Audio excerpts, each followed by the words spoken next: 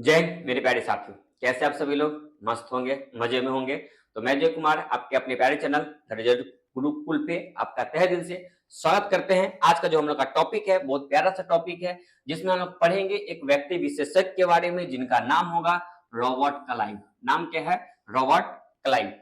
ये ब्रिटिश भारतीय प्रांत के गवर्नर है, बंगाल के गवर्नर है। अब इससे पहले की कहानी अलग होती है। जब ये आते हैं तो ये आने के बाद कहा जाए तो रॉबर्ट क्लाइव को ये बोला जा सकता है कि भारत में ब्रिटिश साम्राज्यों का बीज आरोपण इन्होंने किया था। ठीक है, तो दूसरी बात मेरे भाई, अगर वीडियो जो अच्छा लगता हो, टॉपिक अच्छा लग रहा हो, तो कृपया करके जितना ज्यादा हो सकेगा आप शेयर कीजिएगा, आप हमें सपोर्ट कीजिएगा और इनके लिए आपको बहुत बहुत धन्यवाद। चलिए तो हम शुरुआत करते हैं इसकी बातों को लेके कि रॉबर्ट क्लाइव के जीवन के बारे में क्या क्या है, इन्होंने क्या क्या किया है, क्या संघर्ष किया है, ये सारी बातों को हम चर्चा करेंगे। उससे पहले एक छोटा सा इन्फॉर्मेशन आपको हम दे दें कि देखिए सिंपल सी बात है मेरे भाई, कोई भी संस्थान हो या कोई फैकल्टी हो या कोई भी हो, बिना आपके सहयोग से नहीं चल सकता है। जब तक आपका पूरा सपोर्ट से नहीं होगा, जब तक आपका पूरा साथ नहीं होगा, कोई भी इंसान हो, हम हो या कोई भी हो, कोई भी फैकल्टी हो, कोई भी इंस्टीट्यूट हो, कोई भी कोचिंग हो, आगे नहीं बढ़ सकता है। और पता ही है कि अभी बहुत सारी समस्याओं को झेलना पड़ रहा है, पैनल टूटा हुआ है, फिर भी इस पे कोशिश कर रहे हैं। ये इस पे ज्यादा लिखने का अलाउ तो है नहीं, समझ सकते हैं। तो यदि आप थोड़ा थोड़ा भी डिस्ट्रीब्यूट करते हैं, थोड़ा थोड़ा भी सहयोग करते हैं अपने माध्यम से, तो एक होता है ना कि एक बड़ी जो मुश्किल काम है उसको आसान बनाया जा सकता है। उसमें दो तीन तरीका है। आप चाहे तो स्कैन के माध्यम से भी कर सकते हैं। ठीक है, दूसरा आप क्या करेंगे, अब किन्हीं के मन में होता नहीं कि हम डायरेक्ट अकाउंट करें, तो भैया वो भी दिया हुआ है। ठीक है, ये सारा नंबर दिया हुआ है, नाम दिया हुआ है। कोई भी समस्या होगा एक नंबर हम दे देते हैं, 9798782923। आप इस नंबर पे कॉल करके जो भी इंक्वायरी करना होगा, बात करना होगा, कर लीजिएगा। एक और नंबर है, ठीक है, इस पे कॉल कम कीजिएगा, ज्यादा बेटर रहेगा। 9122400989। ये फोन पे गूगल पे सारा नंबर है। ठीक है, तो जो आपसे हो सके। ठीक है, चलिए धन्यवाद। आगे आते हैं हम अपने टॉपिक की ओर बढ़ते हैं और देखते हैं कि टॉपिक क्या कह रहा है। चलो भाई, तो नाम क्या है? Robert Clive. क्या नाम है इनका भाई? Robert Clive. इनका जन्म जो हुआ है, ये जन्म हुआ 29 सितंबर 1725 में। कब हुआ है? 29 सितंबर 1725 में। किनका जन्म हुआ है? किनका जन्म हुआ भाई? रॉबर्ट क्लाइव का। कब हुआ है? 29 सितंबर 1725 में। अब इनका जन्म हुआ है, हालांकि ये क्वेश्चन नहीं आता, लेकिन जब है तो चर्चा कर लेते हैं। रॉबर्ट क्लाइव की जन्म कब हुआ है? तो 29 सितंबर 1725 को। ठीक है, अब ये बंगाल के गवर्नर के तौर पे ही आते हैं, यानी कि उससे पहले पूरे भारत में सिर्फ बंगाल का गवर्नर हुआ करता था। ठीक है, बंगाल का मतलब बिहार, उड़ीसा जो है कि बंगाल का प्रांत जो है था, वो सारे प्रांत को मिल करके एक बंगाल प्रांत बनाया गया था, जिसमें बिहार भी था, उड़ीसा भी था, आज का जो बांग्लादेश है कुछ उसका भी पार्ट था। तो हम बंगाल के गवर्नर की बात करेंगे, जिसमें सबसे पहला जो नाम आता है, जो नाम होता है रॉबर्ट क्लाइव का। ठीक है, आप ऐसा ही बोल सकते हैं कि बंगाल का पहला जो गवर्नर है वो कौन है? रॉबर्ट क्लाइव है। क्लियर सी बात है। तो हम जो चर्चा करने जा रहे हैं जिसका नाम है रॉबर्ट क्लाइव। अब आगे बढ़ते हैं। बंगाल का प्रथम गवर्नर कौन था? तो रॉबर्ट क्लाइव। आपके एग्जाम में बहुत ज्यादा क्वेश्चन हमेशा पूछा भी जाता है कि बंगाल का गवर्नर कौन है? तो रॉबर्ट क्लाइव। बंगाल का गवर्नर कौन है? तो रॉबर्ट क्लाइव। ये बात कब की हो रही है? तो 1757-58 के आसपास की बात है। ठीक है, 1707 में औरंगजेब की मृत्यु होती है, उसके बाद अंग्रेजों का वर्चस्व जो है बंगाल पे बढ़ना शुरू हो जाता है। आप देखे होंगे जब पढ़ेंगे उस चीज में कि 1707 में औरंगजेब की मृत्यु होती है, उसके बाद अंग्रेजों का वर्चस्व बढ़ना शुरू होता है, क्योंकि अ से औरंगजेब और अ से अंग्रेज। चलो ठीक, अब देखो पहले तो हम बात की कि बंगाल का गवर्नर कौन था, प्रथम गवर्नर कौन था? तो रॉबर्ट क्लाइव था। यही भाई साहब है। ये कौन भाई साहब है? रॉबर्ट क्लाइव जी हैं। ठीक है, जिनका जन्म हुआ था 29 सितंबर 1725 को। देखिए हम लोग महान हस्ती के लोगों का नाम याद रखते हैं, उनके डेट ऑफ बर्थ याद रखते हैं, उनके जीवनी के बारे में पढ़ते हैं। तो ऐसा नहीं कि जो हो गया हो गया। आप भी अगर उस लेवल पे काम करते हो, अगर आपकी भी एक महानता होती है, आप भी एक प्रसिद्ध व्यक्ति होते हैं या अपने फील्ड में आप बेहतर करते हैं, तो आने वाला जो अगला पीढ़ी होगा आपके बारे में पढ़ेंगे। आप अब्दुल कलाम जी के बारे में पढ़ते हैं, क्यों पढ़ते हैं? क्योंकि उन्होंने देश के लिए कुछ काम किया। ठीक है, तो ये भी व्यक्ति अपने देश के लिए, भले हम लोग के लिए तो भाई समझ ही सकते हो कि क्या है ये। लेकिन अपने देश यानी कि ब्रिटेन के लोगों के लिए, ब्रिटेन के प्रधानमंत्री को ये कितना खुश कर उसको देखिए। तो इनका जन्म कब होता है? 29 सितंबर 1725। अच्छे हैं व्यक्ति, पढ़ने में बहुत अच्छा था और 17 साल की एज में इन्होंने क्या किया था? तो ज्वाइन किया था। ठीक है, अब जब ये भारत में आए थे तो इनका जो भारत पहला गवर्नर, बंगाल का पहला गवर्नर कौन बना? Lord Clive. ठीक है, अब इसका कार्यकाल की हम बात करते हैं। तो पहला जो कार्यकाल था 1757 से लेके 1760 के बीच में, उसका पुनः इसका जो कार्यकाल होगा 1765 से लेके 1767 के बीच में। अब कार्यकाल का मतलब होता है कि कितने सालों तक उन्होंने उस पद पे काम किया।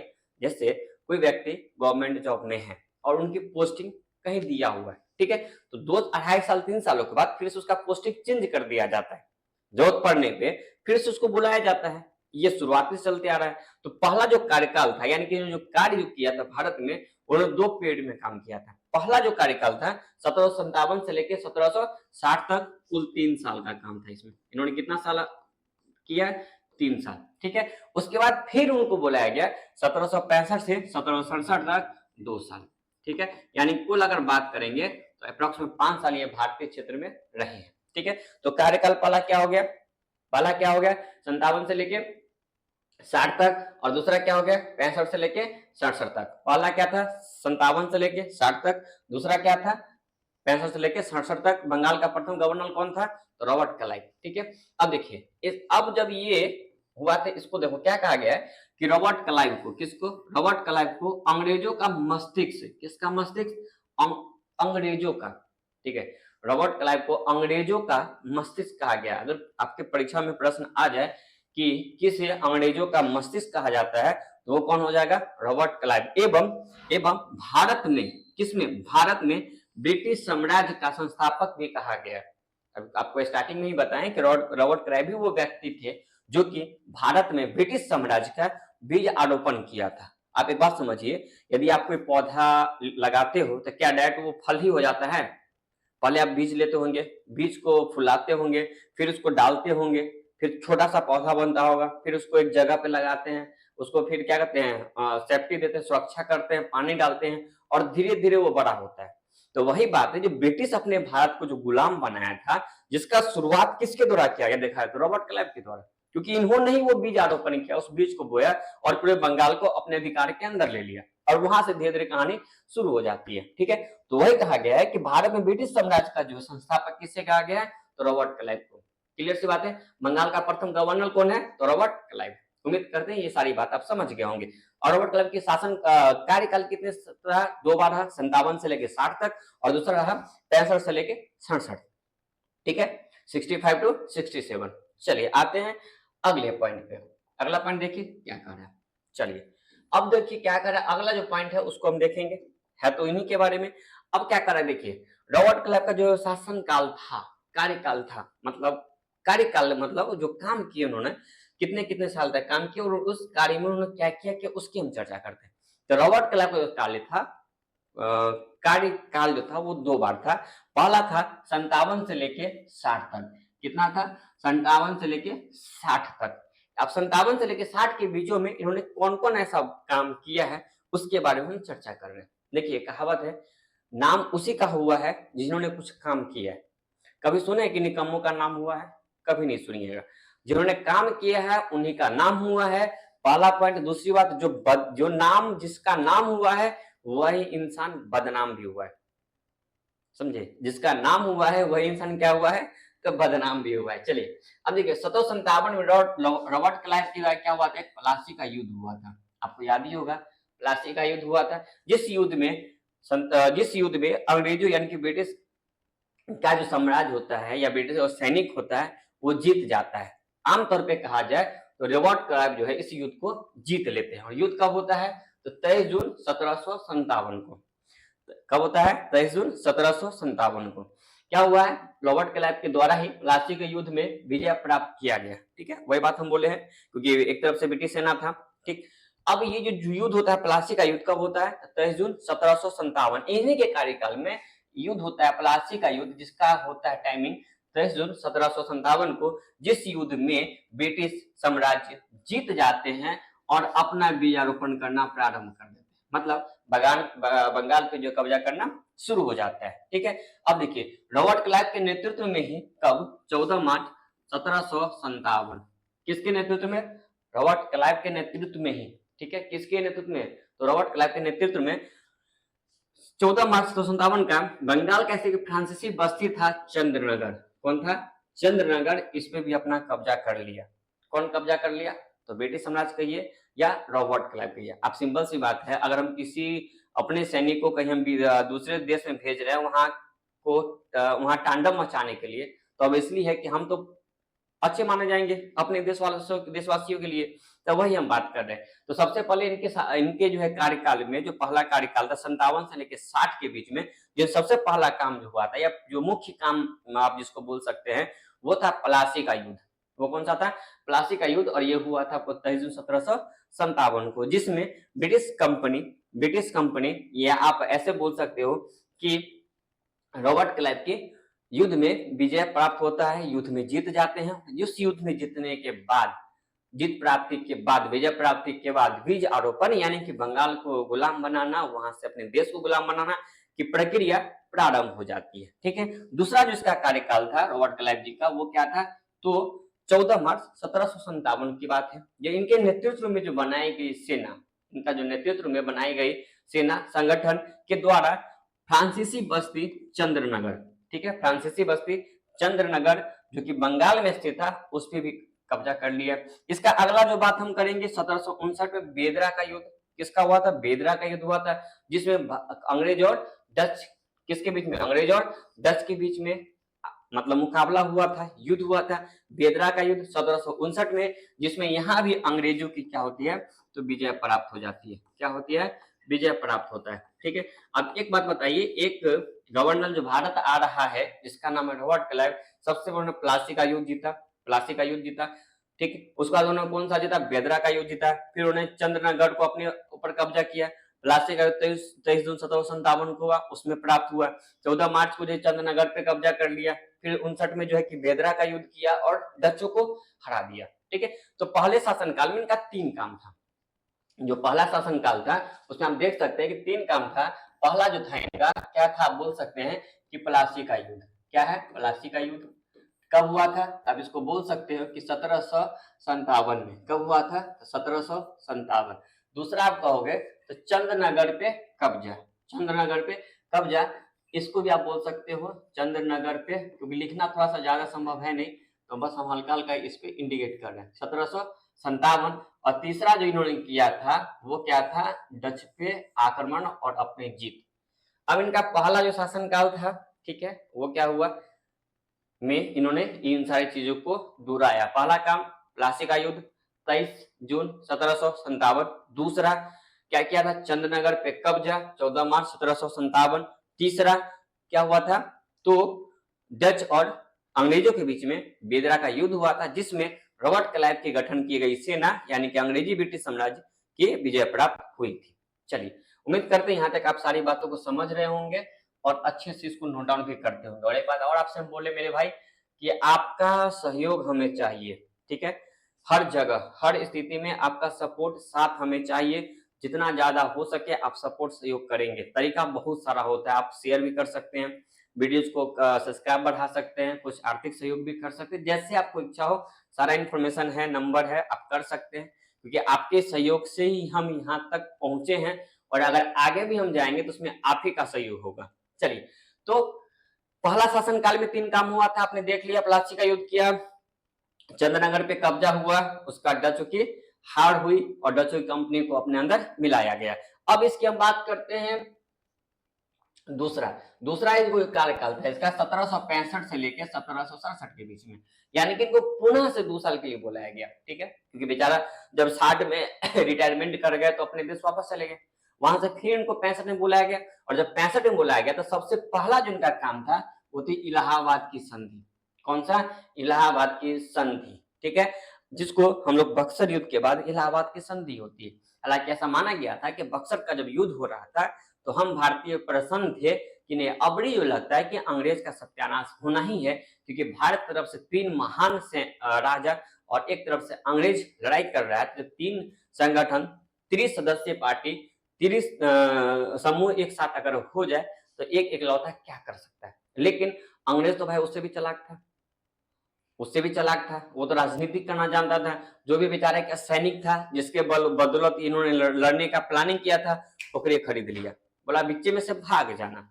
ठीक, चलिए तो हम सबसे पहले बात करेंगे 1765 में क्या हुआ था। तो इलाहाबाद की संधि हुई थी। क्या हुआ था? इलाहाबाद की संधि हुआ था। किसके शासनकाल में? रॉबर्ट क्लाइव के शासनकाल में। अब ये संधि क्यों हुआ?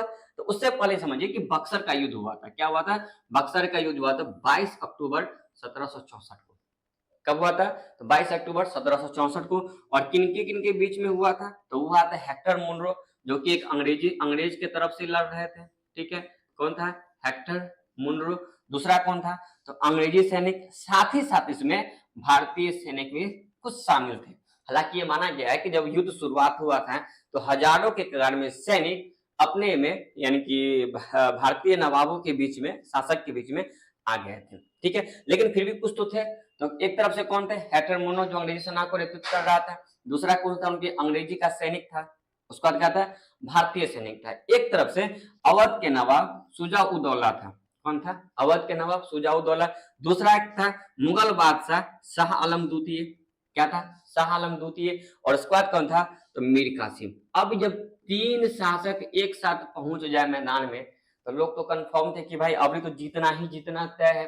तो भारतीय लोग थोड़ा बहुत निश्चिंत थे कि अबड़े अंग्रेज का बेड़ा पार होना ही होना है, भागना ही भागना है। तो ये प्रश्न आपको एग्जाम हमेशा पूछेगा कि बक्सर का युद्ध कब हुआ था। आता है ऐसा प्रश्न, बक्सर का युद्ध कब हुआ था? तो बक्सर का युद्ध कब हुआ था? 22 अक्टूबर 1764 को। अब ये आ कब रहा है? 65 में, यानी कि रॉबर्ट क्लाइव के आने से पहले युद्ध प्रारंभ हो चुका है।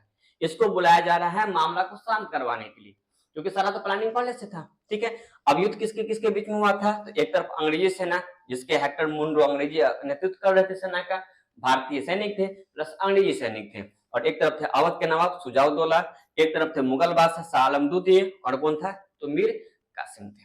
चलिए तो आगे की तरफ बढ़ते हैं। अब आते हैं इलाहाबाद की संधि में क्या क्या बात हुआ है, और आगे की ओर चर्चा करते हैं इन्होंने और क्या क्या सेकंड में काम किया है। ठीक है, साथ ही साथ वीडियो अगर अच्छा लग रहा हो तो जितना ज्यादा हो सकेंगे, आप फेसबुक पे देख रहे हैं तो पेज को फॉलो करेंगे, शेयर करेंगे, यूट्यूब पे देख रहे हैं तो लाइक करेंगे, कमेंट करेंगे, सब्सक्राइब करेंगे, अपने दोस्तों के पास में जितना ज्यादा हो सके आप शेयर करेंगे।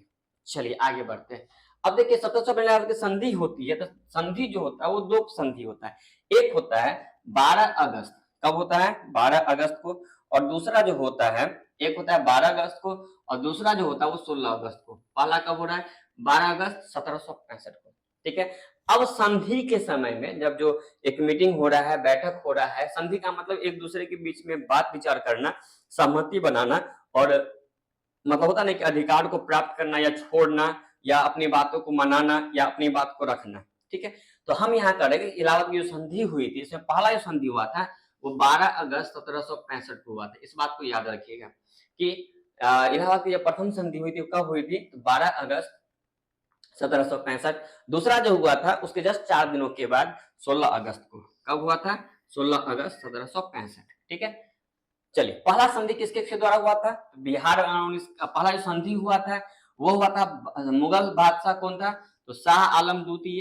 ठीक है, शाह आलम द्वितीय एवं अंग्रेजों के बीच में, यानी कि रॉबर्ट क्लाइव के बीच में। इसमें जो कहा गया था कि बिहार, जिसके मतलब जो संधि हुआ था इसमें कहा गया था कि बिहार क्या हो गया? बिहार, बंगाल, उड़ीसा का दीवानी जो था वो अपने अधिकार में ले लिया। कहने का मतलब राजस्व जो होता है, टैक्स जो होता है, वो अंग्रेज अपने अंदर ले लिया। गद्दी पर बैठे हमको उससे मतलब नहीं है, लेकिन राजस्व का जो होगा वो किसका होगा? तो मेरा होगा। अब बात आई कि भैया तो हमारा खर्चा पानी कैसे निकलेगा? तो उसके लिए क्या किया था? 26 लाख रुपये पेंशन देने की बात कही गई। किसको किसको? शाह आलम द्वितीय को, अंग्रेजों के द्वारा। चलो भैया एग्रीमेंट हो गया, मान गए। अगला संधि होता है 16 अगस्त 1765 को। ठीक है, अब ये जो होता है इसमें क्या गया? क्षतिपूर्ति जो हुआ है उसमें 50 लाख रुपए का हर्जाना होगा। साथ ही साथ अवध के क्षेत्र में या अवध के रास्ते में अब कोई भी टैक्स की अनुमति नहीं होगा। मतलब जो भी ब्रिटिश अपना अगर ब्रिटिश अपनी अगर व्यापार कर रहा है तो अब अवध को वो टैक्स के तौर पे एक पैसा भी नहीं देंगे। साथ ही साथ आप देख रहे हैं कि मुगल बादशाह शाह आलम द्वितीय क्या क्या अपना पर्सनल बना लिया। ठीक है, क्या किया, अपना पेंशनर बना लिया। अब पेंशन कितना दे रहा है, तो 26 लाख रुपया, मतलब ये नाम के लिए रह गया। राजस्व तो चला गया किसके हाथ में, ब्रिटिशों के हाथ में। और जिसके हाथ में राजस्व और सैनिक हो तो वैसे भी महान होता है, क्योंकि राजस्व पैसा और सैनिक दो ही चीज तो देश चलता है। ठीक है, चलिए, तो हम लोग सेकंड का जो कार्यकाल था 65 से लेकर 67 में, जिन्हें 65 में इन्होंने सबसे बड़ा काम किया था, जिसको कहा था इलाहाबाद की संधि, और ये बक्सर युद्ध के बाद इसको किया गया था। इलाहाबाद की संधि क्या हुआ था, तो 2 हुआ था। पहला हुआ था कब, 12 अगस्त को।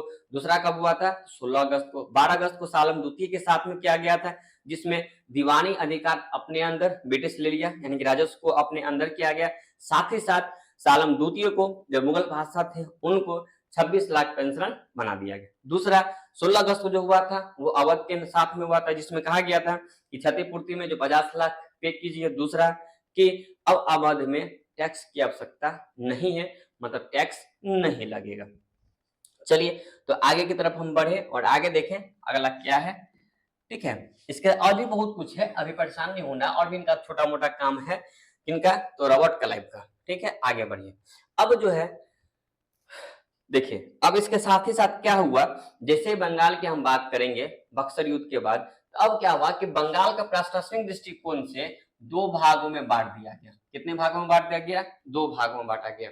ठीक है, पहला जो था, जिसको आप बोल सकते हैं कि दीवानी। ठीक है, क्या बोल सकते हैं, दीवानी। एक था निजमात, निजामत या निजमात। ठीक है, निजामत या निजमत बोल सकते हैं। और दूसरा था दीवानी। ठीक है, दीवानी। अब ये जो था, ये शासक के पास में हुआ करता था, जो वहां के शासक होते थे नाम के लिए, और ये जो था वो अंग्रेजों के अधिकार में होता था। ठीक है, किसके अधिकार में, अंग्रेज के अधिकार में। इसको आप बोल सकते एक तरह से राजस्व विभाग। क्या बोले, राजस्व विभाग। अब भैया राजस्व विभाग जिसके हाथ में होगा वो तो वही ना बड़ा इंसान होगा, क्योंकि उसके पास पैसा की कमी है नहीं। अभी तो बेचारा हो गया खाली, अब इसका तो कोई महत्व नहीं है, क्योंकि नाम के लिए है।